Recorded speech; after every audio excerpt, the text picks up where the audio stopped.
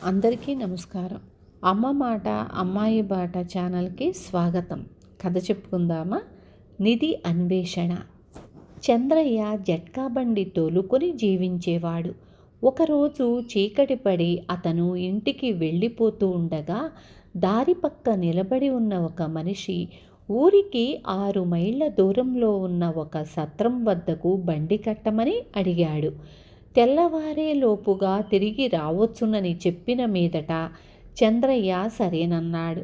ఆ మనిషి తనతో పాటు వాసన కట్టిన బిందెను, 2 పలుగులను, పారలను బండిలో పెట్టుకున్నాడు.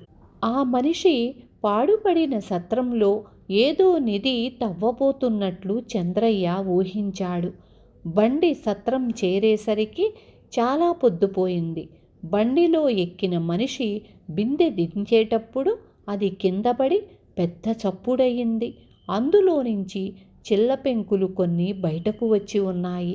ఈ రాత్రి వేళ ఈ చిల్లపెంకుల బిందెను ఇక్కడికి ఎందుకు తెచ్చారు అని చంద్రయ్య ఆ పెద్ద మనిషిని అడిగాడు. అంతా చెబుతాను, నాకు నీ సహాయం కావాలి అంటూ ఆ పెద్ద మనిషి ఇలా చెప్పాడు. అతని పేరు వరహాలు. అతని తాత సముద్ర వర్తకం చేసి చాలా సంపాదించాడు. ఆయన ఒకసారి బోలెడు డబ్బుతో తిరిగి వస్తూ అర్ధరాత్రి అయ్యేసరికి ఈ సత్రంలోనే బస చేశాడు. ఆ రాత్రే ఆ సత్రం మీద బందిపోటు దొంగలు పడ్డారు. వాళ్ళు అడ్డం వచ్చిన వారందరినీ చంపి దొరికిందంతా దోచుకొని వెళ్ళిపోయారు. చచ్చిన వారిలో వరహాలు తాత కూడా ఉన్నాడు. వరహాలు తండ్రి మళ్ళీ చిల్లర వ్యాపారంతో ప్రారంభించి ఎలాగో వరహాలును పెంచి పెద్ద చేసి చనిపోయాడు. తండ్రి పోయే నాటికి వరహాలకు ఇల్లు తప్ప ఏమీ మిగలలేదు. ఆ ఇల్లు అమ్మేద్దామని వరహాలు అటక మీద పాత సామానులు తీస్తుంటే అతని తాత తాలూకా పుస్తకం ఒకటి కనబడింది. ఆ పుస్తకం కాగితాలు తిప్పుతూ ఉంటే ఒకచోట అతని తాత ఇలా రాసినట్లు కనబడింది. సత్రాన్ని బందిపోటులు చుట్టుముట్టారు.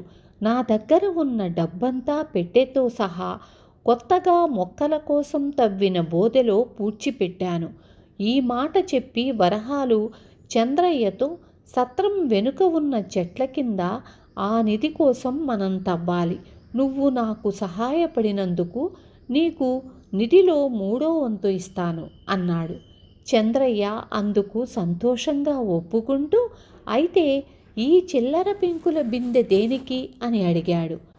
ఉన్నట్టుండి మనం బిందె వెంట పెట్టుకు వస్తే అందరికీ అనుమానం కలుగుతుంది. రోజూ ఇది మన వెంట ఉంటే ఎవ్వరూ పట్టించుకోరు. పెట్టెలో డబ్బు ఇందులో పెట్టుకోవచ్చు. ఈలోగా ఎవరైనా అనుమానపడి బిందెను తనిఖీ చేస్తే ఇందులో చిల్లర పెంకులు తప్ప ఏమీ ఉండవు అన్నాడు వరహాలు.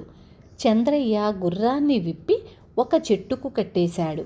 తరువాత ఇద్దరూ చెరొక పలుగు పారా తీసుకొని సత్రం వెనుక పక్కకు పోయి చెట్ల పాదులన్నింటి వద్ద చెరొక వైపు నుంచి తవ్వి చూడటానికి ఉపక్రమించారు. తెల్లవార వస్తుందనగా వాళ్ళు విరమించి మర్నాడు రాత్రి మళ్ళీ రావటానికి తీర్మానించుకున్నారు. ఆ రాత్రి వారి ప్రయాసకు ఫలితం లేకపోయింది. గోతులు మళ్ళీ పూడ్చి పలుగులు పారలు ఒక పొదలో దాచి ఇద్దరు బండి ఎక్కారు. చంద్రయ్య వరహాలను అతని ఇంటి వద్ద దించి తన ఇల్లు చేరుకున్నాడు. రాత్రంతా ఎక్కడ ఉన్నావు అని చంద్రయ్యను అతని భార్య కామాక్షి నిలదీసి అడిగింది. చంద్రయ్య భార్యకు జరిగిందంతా చెప్పి, మళ్ళీ ఎక్కడా అనకు, నేను మళ్ళీ సాయంత్రం వెళ్ళి మరికొన్ని చెట్ల దగ్గర తవ్వుతాను. నిధి మన అదృష్టం కొద్దీ నేను తవ్వే పక్క ఉంటే దాన్ని మనమే ఉంచేసుకోవచ్చు అన్నాడు. అన్యాయం, మనకు అన్యాయపు సొమ్ము వద్దు అన్నది కామాక్షి. కానీ చంద్రయ్య భార్య మాట వినిపించుకోకుండా సాయంత్రం వేళ పాడుబడిన సత్రం చేరి కొన్ని చెట్ల మొదళ్ల దగ్గర తవ్వి ఏమీ దొరక్క ఆ గోతులను మళ్ళీ పూడ్చి ఇంటికి చేరాడు. ఆ రాత్రి మళ్ళీ వరహాలు చంద్రయ్య సత్రం వెనుక తవ్వారు. ఇలా 2 వారాల పాటు ఇద్దరూ శ్రమపడ్డారు. అయితే చంద్రయ్య నిద్రాహారాలు సరిగ్గా లేక పగలు రాత్రి కూడా శ్రమపడి డీలా అయిపోయాడు. మర్నాడు ఉదయానికి అతనికి జ్వరం కూడా వచ్చింది. ఈ రాత్రికి నేను బండి కట్టలేను అని చంద్రయ్య పొరుగింటి పుల్లయ్య ద్వారా ఆ సాయంత్రం వరహాలకు కబురు పంపాడు. పుల్లయ్య తిరిగి వచ్చి వరహాలు ఇల్లు ఖాళీ చేసి పట్నం వెళ్ళాడని చంద్రయ్యకు తెలిపాడు. చంద్రయ్య తల తిరిగిపోయింది. వరహాలు సకుటుంబంగా పట్నం వెళ్ళాడంటే అతనికి నిధి దొరికిందన్న మాట. కిందటి రాత్రి వాళ్ళు తిరిగి వచ్చినప్పుడు బిందెలో చిల్లర పెంకులు బదులు ధనం ఉన్నదన్న మాట. తనను వరహాలు ఎంత మోసం చేశాడు. తాను వరహాలును మోసం చెయ్యచూపిన సంగతి ఆ క్షణంలో చంద్రయ్యకు గుర్తు రాలేదు. వరహాలు ఎక్కడికి వెళ్ళాడో తెలుసుకుంటానని కేకలు పెడుతూ అంత జ్వరంలోనూ చంద్రయ్య వరహాలు ఇంటికి పడుతూ లేస్తూ బయలుదేరాడు. వరహాలు ఇల్లు తాళం పెట్టి ఉన్నది. పక్క ఇంటి అరుగు మీద కూర్చొని ఉన్న ముసలివాణ్ణి అడిగితే పిచ్చి బాగా ముదిరిపోయింది, వైద్యానికి పట్నం తీసుకుపోయారు అన్నాడు. చంద్రయ్య నిర్ఘాంతపోయాడు. వరహాలకు పిచ్చా అని అడిగాడు. కాదా మరి, తాత నిధి దాచాడని ఇల్లంతా తవ్వేశాడు. ఈ పిచ్చితో వ్యాపారం కూడా మానేశాడు. చివరకు ఒక బిందె దొరికిందిలే, అందులో చిల్లర పెంకులు తప్ప ఏమీ లేవు. రాను రాను పిచ్చి మరీ ముదిరింది. అతని భార్య అతన్ని పట్నం తీసుకుపోయింది అన్నాడు ముసలివాడు. చంద్రయ్యకు అంతా అర్థమయ్యింది. ఈ పిచ్చివాణ్ణి నమ్మి తాను కూడా గోతిలో పడ్డాడు. ఆ వరహాలు పిచ్చే తనకు అంటింది. డబ్బు ఎంతటి వాణ్ణైనా పిచ్చివాణ్ణి చేస్తుంది. చంద్రయ్య మనస్సు తేలికపడి కాళ్ళిడ్చుకుంటూ ఇంటికి బయలుదేరాడు. అంతదాకా స్తంభం చాటున ఉన్న కామాక్షి యువతలకు వచ్చి, క్షమించు తాత, నీ చేత అబద్ధం చెప్పించాను అన్నది. అవును, వరహాలకు నిధి దొరికి అప్పులు తీర్చి పట్నం వెళ్ళిపోయాడు కదా, అతనికి పిచ్చి అని ఎందుకు చెప్పమన్నావు అన్నాడు తాత.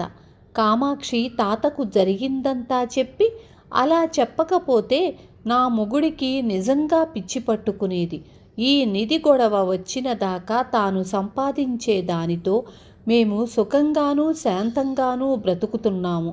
అటువంటి వాడికి నిధి దాహం పుడితే మాకు సుఖం ఉంటుందా అని చెప్పి మరో దారిన వేగంగా ఇంటికి బయలుదేరింది. విన్నారు కదా. రేపు మళ్ళీ ఇంకొక మంచి కథతో మీ ముందుకు వస్తాను.